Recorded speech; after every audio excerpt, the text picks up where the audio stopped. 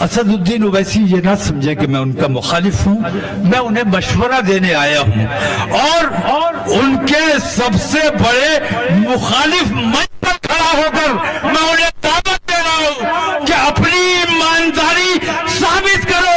और बिल्कुल आपने सही सवाल उठाया। मेरा भी सवाल है मौलाना से, आप जमीयत के अध्यक्ष हैं, क्या आप ये बता सकेंगे کہ جمعیت کی مجلس منتظمہ میں یہ قرارداد منظور ہوئی جس پر آپ نے بیان دیا؟ یہ عاملہ نے اس قرارداد کو منظور کیا جو آپ نے تینوں ایشو اٹھائے؟ یہ آپ کا ذاتی یہ نظریہ ہے، ذاتی اگر نظریہ ہے تو آپ اس کو کلیئر کریے گا کہ آپ کی ذاتی سوچ ہے، اور اگر آپ جمعیت علماء کے صدر کی حیثیت سے یہ بیان دے رہے ہیں تو آپ کا بیان خود غیر دستوری ہے۔ مسلم عوام میں اسدالدین اویسی صاحب کو اس وقت جو مقبولیت حاصل ہے وہ کسی بھی مسلمان کو اس وقت حاصل نہیں۔ السلام علیکم ورحمۃ اللہ وبرکاتہ۔ میرے پیارے اسلامی بھائیوں، آپ نے چند دن پہلے ایک پوڈ کاسٹ دیکھا ہوگا کہ سشانت سنہا کے پوڈ کاسٹ پہ مولانا محمود مدنی جاتے ہیں اور وہ یہ بیان دے دیتے ہیں کہ میں بیرسٹر اسدالدین اویسی سے ڈس ایگری کرتا ہوں، اور جو امتیاز جلیل نے جو ریلی نکالی تھی وہ لچے لفنگے کی ریلی تھی اور وہ سیٹی بجانے والوں کی ریلی تھی۔ تو اس طریقے کے بیان سے جو ہے پورے مسلمانوں میں اختلاف ہو گیا۔ اب کہیں نہ کہیں ایسا ہو سکتا ہے کہ باطل حکومت یہ چاہتی ہے کہ مسلمانوں میں فوٹ پیدا ہو جائے اور وہ لوگ ایک پلیٹ فارم پہ نہ آ سکے، اسی وجہ سے مولانا محمود مدنی سے جو ہے یہ بیان دلوایا گیا۔ اب یہ کوئی نئی بات نہیں ہے کہ مولانا محمود مدنی آج ہی کوئی ایسا بیان دیے ہو، بلکہ انہوں نے ہمیشہ NRC کو بھی سپورٹ کیا ہے، ہمیشہ گورنمنٹ کے ان فیصلوں کو ایکسپٹ کیا ہے جو کہ مسلمانوں کے خلاف ہے۔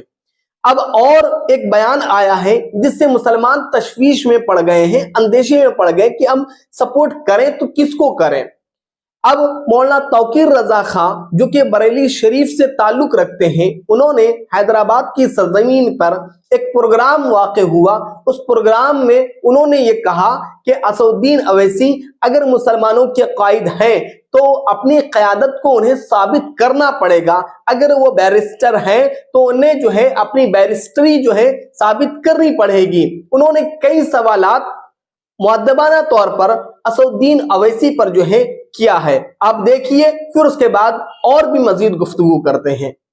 اس انصاف کے لیے میں یہ کہتا ہوں، اسد بھائی اگر واقعی تم ایمانداری سے کام کر رہے ہو تو میں یہ پوچھتا ہوں کہ آپ تو بیرسٹر ہیں، بیرسٹر ہیں نا؟ کبھی آپ نے انہیں کالا کوٹ پہنے یا کالی شیروانی پہنے کسی کوٹ میں آتے جاتے دیکھا؟ ہم نے یہ سمجھا جب آیا نام کے بیرسٹر اسدالدین اویسی صاحب اب مسلمانوں کی قیادت کرنے نکلے ہیں تو ہم نے اللہ کا شکر ادا کیا کہ ایک قابل شخصیت اب ہماری قیادت کے لیے کھڑی ہو گئی ہے، اب مسلمانوں کا بھلا ہو جائے گا، کام ہو جائے گا، پڑھا لکھا آدمی ہے۔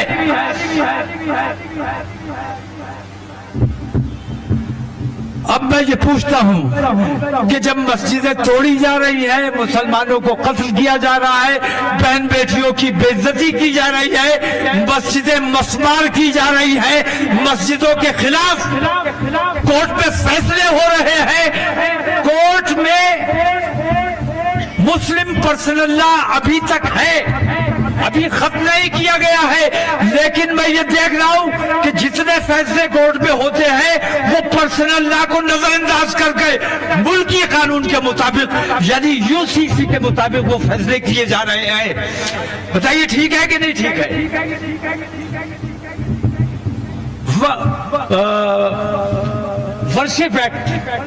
ورشپ ایکٹ موجود ہے جس کے مطابق کسی بھی کورٹ میں کسی بھی مذہبی دھارمک استھل کے خلاف کوئی درخواست قبول نہیں کی جائے گی۔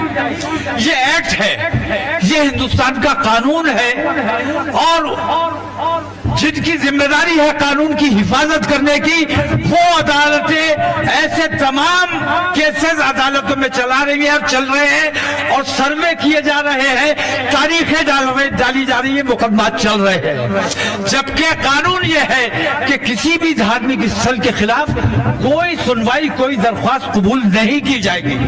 बताइए ठीक है, ये आपके इल्म में है कि नहीं है? अब मैं ये कहता हूं कि जब हुकूमत बेईमान हो गई, अदालतें हुकूमत के दबाव में काम करने लगी, अब हमें कहां जाना चाहिए? अल्लाह तो है, लेकिन अल्लाह ने कुछ इंतजामात किए हैं। असद भाई को बैरिस्टर बना के अल्लाह ने हमारे दरमियान भेजा। मैं कहता हूं कि बाबरी मस्जिद के खिलाफ जब फैसला आया, असदुद्दीन ओवैसी, अगर वाकई तुम ईमानदारी से काम करते तो तुम्हें इंटरनेशनल कोर्ट ऑफ जस्टिस में अपील करनी चाहिए थी कि ये हमारे साथ बेईमानी हुई है। इस बेईमानी के खिलाफ आपको इंटरनेशनल कोर्ट में जाकर अपील करनी चाहिए थी। बताइए करनी चाहिए थी कि नहीं? अरे भाई कुछ बताओ यार, हम पसीना आ रहा हमारे, हम इतने ताकतवर थोड़ी है भाई, कमजोर आदमी। अभी सफर करना है, सोने को मिला नहीं है, तो अपने मसाइल को समझने की कोशिश करो। मैं असदुद्दीन ओवैसी ये ना समझे कि मैं उनका मुखालिफ हूं, मैं उन्हें मशवरा देने आया हूं और उनके सबसे बड़े मुखालिफ मंच पर खड़ा होकर मैं उन्हें दावत दे रहा हूं कि अपनी ईमानदारी साबित करो, और अगर तुम साबित नहीं कर सके तो यही समझा जाएगा कि आमतौर से मुसलमानों के दिमाग में जो बात बैठ गई है, जो तुम पर शुबा किया जा रहा है, वो सच्चा है। और अगर तुम अपनी सच्चाई साबित करने में कामयाब हो जाते हो तो मैं भी तुम्हारे साथ खड़ा होऊंगा, अमजदुल्लाह को भी तुम्हारे साथ खड़ूंगा और तुम्हारा झंडा उठाकर इंशाअल्लाह काम किया जाएगा। बताओ ठीक है कि गलत है? करोगे कि नहीं करोगे? और अगर असदुद्दीन ये नहीं करते हैं तो क्या करोगे? वो नहीं करते तो तुम्हारी क्या जिम्मेदारी है? तो मेरे प्यारे इस्लामी भाइयों, आपने मौलाना तौकीर रजा खां के बयान को सुना होगा।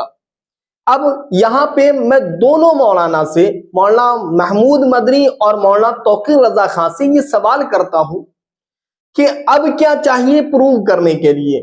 पिछले 10 साल में मुसलमानों के हक में जितने भी बिल आए हैं, एग्जाम्पल के तौर पे एनआरसी वाला बिल, सबसे पहले ये बंदे वाहिद था जिसने संसद में एनआरसी के बिल को फाड़ दिया, और कोई मुस्लिम नेता किसी भी पार्टी से जो ताल्लुक रखता है उन्होंने नहीं फाड़ा। तो असदुद्दीन ओवैसी की ईमानदारी पर यही इतना काफी है कि उन्होंने हर एक टॉपिक पर मुसलमानों के लिए बोला है।